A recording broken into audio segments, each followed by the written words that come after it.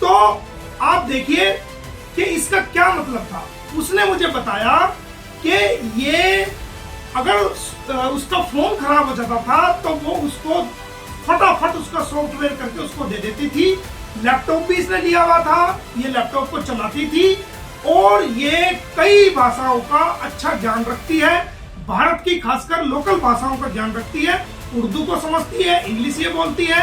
और ये इस प्रकार एक्सपर्ट है कि जैसे हमारे कोई बड़े बड़े नेता होते हैं उनको भी बोलने में कई बार जो है वो स्टॉप करना पड़ता है या वो उसमें थोड़ी देर के लिए रुकना पड़ता है। लेकिन आप इसको देखेंगे ये किस प्रकार ट्रेंड है कि ये लगा। देखिए जैसा कि पूरे देश को इस बात का पता चला है कि जो मेरे से इसका एक इलीगल फ्रेंड पाकिस्तान में था, जब ये पाकिस्तान छोड़ के भारत में आई सीमा हैदर, उस वक्त वहां पर एक जिस प्रकार से यहाँ सचिन को गच्चा दे करके बहकाकर फुसलाकर और उसको गुमराह करके उसके साथ ये रह रही है और सचिन भी इसके साथ अपराध करने पर तुला हुआ है, इसको भारत में घुसाया है। उसी प्रकार से एक व्यक्ति जो पाकिस्तानी व्यक्ति है वो व्यक्ति वहां पर अच्छी जगह नौकरी करता है, इसके साथ इलीगल रूप से वो वहां पर रह रहा था और रात दिन इसके साथ वहां पर वो रहता था। उसने मुझे इनपुट दिया कि किस प्रकार ये महीने में 15-15 दिन और 10-10 दिन आर्मी कैंप्स में जहां पर ट्रेनिंग होती है, जो इसका चाचा वहां पर ट्रेनिंग देता है, ट्रेनर है, बड़े अधिकारी तक को वहां पर ट्रेनिंग होती है, ये 15-20 दिन वहां रह के आती थी और वहां ना बच्चों को लेके जाती थी ना किसी अन्य जानकार व्यक्ति को लेके जाती थी। और जिस रिक्शा वाला इसको लेके जाता था और वापस लेके आता था, जब इसका वापसी का समय होता था, आज तक उस रिक्शा वाले का कोई मालूम नहीं है। ये ऑडियो मैं आपको दोबारा भी सुनवा देता हूं अगर आप सुनना चाहते हैं, या आपको मैं दे दूंगा। तो आप देखिए कि इसका क्या मतलब था। उसने मुझे बताया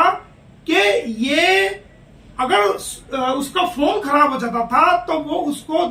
फटाफट उसका सॉफ्टवेयर करके उसको दे देती थी। लैपटॉप भी इसने लिया हुआ था, ये लैपटॉप को चलाती थी और ये कई भाषाओं का अच्छा ज्ञान रखती है। भारत की खासकर लोकल भाषाओं का ज्ञान रखती है, उर्दू को समझती है, इंग्लिश ये बोलती है और ये इस प्रकार एक्सपर्ट है कि जैसे हमारे कोई बड़े बड़े नेता होते हैं उनको भी बोलने में कई बार जो है वो स्टॉप करना पड़ता है या वो उसमें थोड़ी देर के लिए रुकना पड़ता है। लेकिन आप इसको देखेंगे ये किस प्रकार ट्रेंड है कि ये लगातार जो है वो बोलती है, हर चीज का इसके ऊपर जवाब है और किस प्रकार ये ट्रेंड है। तो आज हमने गृह मंत्रालय के सचिव को, मुख्य सचिव जी को हमने लिखा है कि जो पाकिस्तानी अवैध घुसपैठी सीमा हैदर है, जो वाइफ ऑफ गुलाम हैदर है, वो भारतीय आंतरिक सुरक्षा के लिए, इंटरनल सिक्योरिटी के लिए, हमारी भारतीय इंटरनल सिक्योरिटी के लिए आज बहुत बड़ा खतरा है और आने वाले समय में ये बहुत बड़ा खतरा बन जाएगी, क्योंकि इसने सोशल मीडिया के माध्यम से और यूट्यूब के माध्यम से, इंस्टाग्राम के माध्यम से, फेसबुक के माध्यम से और दूसरे जो टेलीग्राम के माध्यम से और दूसरे माध्यमों से 14 लाख लोगों से, भारतीयों से संपर्क किया है। उनमें से कुछ, जो 14 लाख लोगों में से ये भी हो सकता है कि कुछ हमारे जो भारत के लोग हैं वो गृह मंत्रालय में काम करते हों, ये भी हो सकता है कि उनमें से कुछ डिफेंस मंत्रालय में काम करते हों, ये भी हो सकता है कि उनमें से कुछ फॉरेन मिनिस्ट्री में या फॉरेन डिपार्टमेंट में काम करते हों,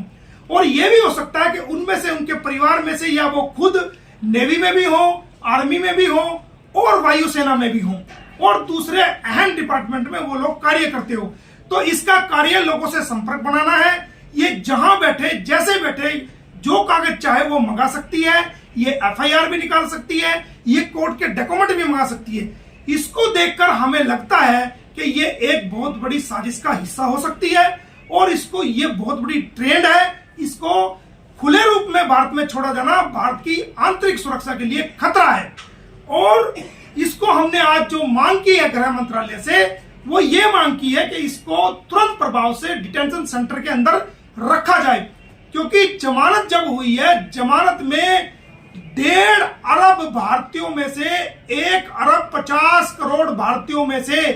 किसी भी व्यक्ति ने कोर्ट में ये अंडरटेकिंग नहीं दी है कि सीमा को हम शेल्टर प्रोवाइड कराएंगे,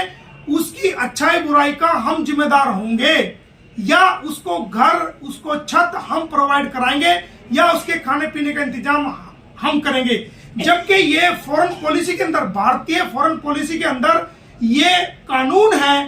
पाकिस्तान के मामलों में जो भी पाकिस्तानी भारत में वीजा लेके भी कोई आएगा तो जिसके यहां वो आएगा तो वो एफिडेविट के रूप में भारत सरकार को, और जो एफआरओ है जब फॉरेन रजिस्ट्रेशन ऑफिस होता है डीसीपी ऑफिस में, वहां पर एक अंडरटेकिंग देगा एफिडेविट के रूप में कि इसका जिम्मेदार मैं रहूंगा, ये किसी प्रकार का क्राइम नहीं करेगा। लेकिन सीमा हैदर के मामले में किसी ने कोई अंडरटेकिंग आज तक नहीं दी कि ये शेल्टर हम देंगे, ये हमारे घर में रहेगी। केवल इसकी खुद की अंडरटेकिंग है कि मैं नेत्रपाल के यहां रह रही हूं। किसी व्यक्ति के, पाकिस्तानी व्यक्ति के ये कह देने से कि मैं यहां रह रही हूं, वो अंडरटेकिंग को नहीं माना जाएगा जब तक कि उस घर का मालिक खुद लिख के ना दे। तो ये बहुत बड़ा खतरा हो गई है। लोगों से संपर्क करना इसके बाएं हाथ का खेल है। रोज ये लाइव आकर के भारतीय लोगों पर तरह तरह के ब्लेम लगा रही है, ये भारतीय लोगों को गाली बक रही है और देश की एकता और सुरक्षा के लिए भी ये इस प्रकार के बयान जारी कर रही है जिससे देश के अंदर जो है वो फसाद पैदा हो जाए। इसके अलावा जो हमने जो मांग की है, एक तो हमने मांग की है कि इसको डिटेंशन सेंटर में इसको रखा जाए, इसको खुला ना छोड़ा जाए। दूसरा हमने मांग की है कि इसकी डॉक्टर एपी सिंह की क्या भूमिका इसको भारत में लाने के लिए रही है। भेज दिया मेल द्वारा और डाक से अभी भेज रहे हैं। मेल द्वारा चीफ सेक्रेटरी को लिख दिया है और जो इंटेलिजेंस ब्यूरो के जो चीफ है उनको भी हमने इस बारे में लिख दिया है। जो है इस बात को सलाह लेके गई हो फोन द्वारा या मुलाकात के द्वारा, और एपी सिंह ने उसको ये कहा हो कि आप अगर अकेली भारत में रहेंगी तो आपकी सुरक्षा आपको भारत में नहीं रहने देगी, तो आप जाइए और आप अपने बच्चों को लेके आइए। तो उसी कानूनी सलाह को जो दी गई थी को मानते हुए ये दोबारा जो है वो 10/5/2023 को सेकंड टाइम में दुबई के रास्ते लिखा ना वो लेटर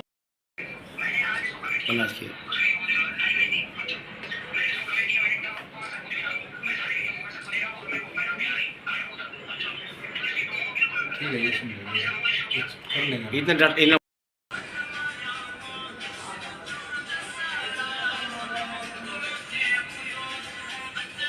ये आप देख सकते हो, कोई दिक्कत नहीं है। इसको पूर्ण रूप से रेकी करके गई है और पूर्ण रूप से ये सारी ट्रेनिंग लेकर के एक एक चीज को अभ्यास करके जो है 7 दिन के अंदर इसने किया है। और देखेंगे कि इसको कोई परेशानी नहीं हुई क्योंकि ये पहले रेकी करके जा चुकी थी। ये डायरेक्ट वैन से,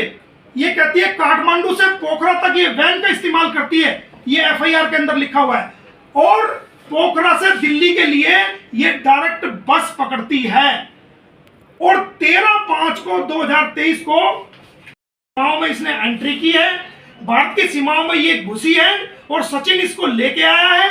और इसने पूरी रेकी की है कि किस प्रकार जो है बॉर्डर को फांदा जाएगा, किस प्रकार बॉर्डर को क्रॉस किया जाएगा, कहां से जो है दिल्ली की पोखरा काठमांडू से कहां से दिल्ली